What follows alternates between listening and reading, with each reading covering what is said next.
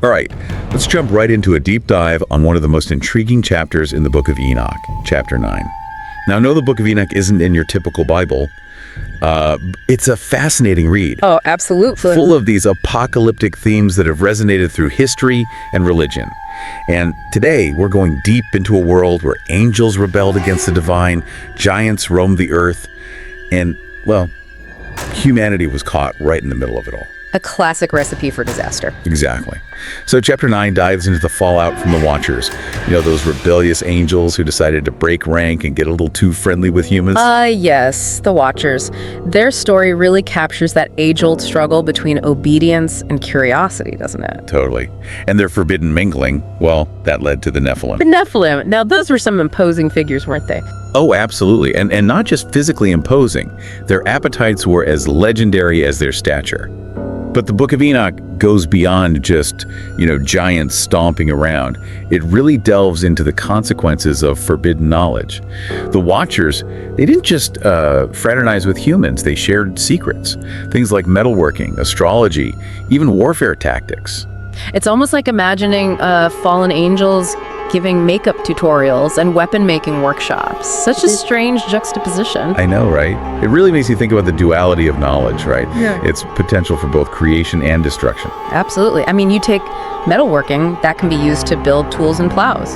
Or you can forge swords and spears. Exactly. Or astrology, right? It can be used for navigation and understanding the seasons, or it can be used to try to manipulate fate and control others. The text really grapples with this question of whether humanity was ready for such knowledge, whether we had the wisdom to wield it responsibly. And based on what we see in the Book of Enoch, it seems like the answer was a resounding no. The book paints a really bleak picture of Earth in chaos. You've got the Nephilim with their insatiable appetites, consuming everything in sight. It's almost like a cautionary tale, right? About what happens when we let desire run unchecked. Yes. And it's not just about physical consumption, is it? I mean, the Nephilim's actions can also be seen as a metaphor for greed, for the insatiable hunger for power and resources. Oh, absolutely. A hunger that can corrupt individuals and whole societies. We see that theme play out throughout history, don't we? All the time. So yeah, humanity was in a pretty bad state. But the cries of the righteous, they reached the heavens. And let me tell you, the response was swift and decisive. We're talking archangels, the top tier of heaven's forces. Now, the appearance of the archangels, that signals the gravity of the situation. Oh, for sure. This isn't just any angelic intervention. We're talking Michael, Raphael, Gabriel, and Uriel. The A-team of angels. Precisely. And they're not just messengers. They're the embodiment of divine power and justice. All right, so the Creator delivers the verdict. The Watchers, sentenced to imprisonment in the abyss. And it's not just any prison, it's described as this dark, desolate void, like a cosmic solitary confinement. The abyss represents more than just physical imprisonment, though, wouldn't you say? Absolutely. It symbolizes a complete separation from the divine. A spiritual exile that really underscores the severity of their transgressions. Right, so the Watchers are dealt with, but what about the Nephilim? Well, their fate is even more dramatic. Yeah. They're completely eradicated from the earth, wiped out. The book doesn't hold back on the imagery. The destruction of the Nephilim is a stark reminder that actions have consequences. Oh, definitely. Even on a cosmic scale. It speaks to the need for balance, the restoration of order after chaos and disruption. Okay, so the Watchers are imprisoned, the Nephilim are destroyed. Seems like problem solved, right? But here's the thing. It doesn't end there. The forbidden knowledge, it's still out there. It's lingering, like a shadow over humanity. So what happens next? Can we truly recover from this? That's the big question hanging over the rest of the Book of Enoch. I mean, the judgment, it addressed the immediate threat, but the consequences of the Watchers' actions, well, those continue. It sets the stage for this exploration of humanity's role, our role in shaping our destiny, even with these celestial forces at play. And that's what makes the Book of Enoch so compelling, right? It's not a simple story of good versus evil. It's a complex exploration of choice, consequence, and the enduring struggle for redemption. Absolutely. And it raises questions that are still relevant today, questions about the nature of knowledge, the limits of power, and the responsibility that comes with both. It really makes you think, doesn't it? It certainly does. All right, so we've laid the groundwork for this deep dive. We've got the Watchers, the Nephilim, the Archangels, and this lingering question of humanity's fate. And we've only just scratched the surface. There's so much more to uncover. I'm excited to dive deeper. Me too. And in the next part of our deep dive, we'll explore the emotional weight of this story, the sorrow, the lament, and the sense of cosmic heartbreak that's woven into the narrative. It's a side of the story that often gets overlooked, but it's crucial to understanding the depth of what's at stake. Absolutely. So stay tuned for that. We'll be right back after a short break. Welcome back to our deep dive into Chapter 9 of the Book of Enoch. We've been talking about the consequences of the Watcher's actions. But it's more than just a cosmic courtroom drama. There's this real sense of sorrow woven into the narrative, a lament for what was lost. Yeah, I know what you mean. It's like this underlying sadness, almost like a cosmic heartbreak. Exactly. The text really emphasizes the pain and suffering caused by the Watchers and the Nephilim. It highlights those ripple effects, how their choices impacted everything. Yeah, and it really drives home the point that even these celestial beings, even angels, they can fall from grace. Right, and those choices have consequences that extend way beyond themselves. It's a powerful reflection on that interconnectedness of all things. One detail that always sticks with me is the description of the righteous crying out to heaven. It's such a visceral image, the suffering, the desperation, like a plea for intervention from a world that's just gone completely haywire. And those cries, they seem to act as this catalyst for divine action. It's like it highlights the idea that the Creator isn't this distant, uncaring entity, Right. but is deeply involved in the affairs of humanity, responsive to our pain, and ready to act when injustice prevails. It's like those cries broke through the celestial ceiling and demanded a response. And the response wasn't just a slap on the wrist, it was a full-blown intervention. Right, with the archangels carrying out very specific commands. And the choice of those four archangels, Michael, Raphael, Gabriel, and Uriel, that's deliberate, that's meaningful. Absolutely. They're not just a random angelic squad. Each one embodies these specific aspects of divine power and justice. Okay, so it's like they each have their own superpower, right? Aligned with their role in restoring order. Can you tell me more about how their individual actions reflect those powers?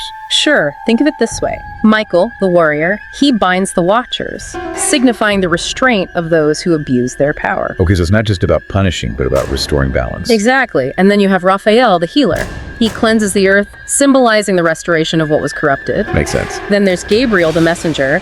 He relays the Creator's commands, right? Emphasizing obedience and communication. Right. And finally, you have Uriel, the light bearer. He guides the righteous, illuminating the path to redemption. Wow, so it really is like this perfectly choreographed cosmic ballet, right? With each archangel playing this vital role in the restoration of balance.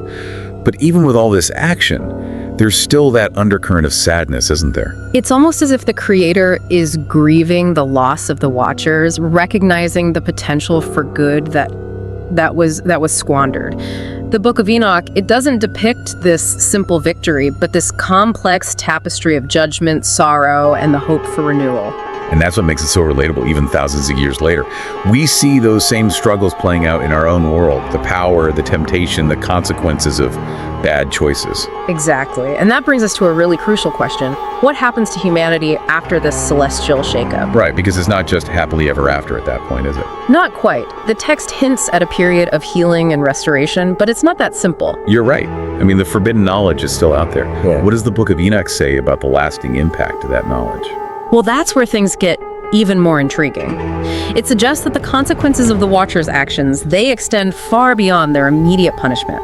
Okay, so the ramifications are bigger than just the Watchers and the Nephilim. Right. That knowledge they shared, it's become part of the human experience. For better or worse, it's like a Pandora's box situation. Once those secrets are out, you can't just stuff them back in. And that makes you wonder, can humanity truly recover from such a profound fall from grace? We're talking about interacting with angels, forbidden knowledge. It's heavy stuff. It really is. The Book of Enoch, it's not just a simple tale of angelic rebellion and divine punishment. It's an exploration of the human condition, our capacity for both good and evil, and the choices we make in the face of temptation. And it's not just about individual choices, right? There's this sense of collective responsibility. You're picking up on a crucial element. The Book of Enoch, it doesn't just point fingers at the fallen angels. It challenges humanity to examine our own role in these events. So it's not about placing all the blame. It's about recognizing our own complicity in the choices that lead to suffering. Precisely.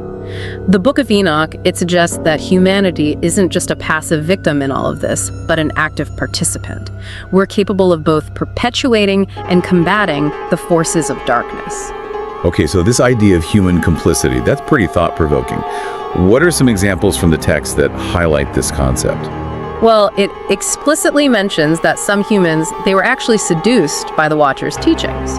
They embraced the forbidden knowledge and engaged in practices that ultimately led to the world's downfall. So it's like they were enticed by this promise of power and knowledge, even though it ultimately led to destruction. It's that classic case of temptation and the allure of the forbidden. The book seems to suggest we all have a responsibility to discern between knowledge that leads to growth and knowledge that leads to corruption. That's such a relevant message even today. I mean, think about how much information we're bombarded with constantly.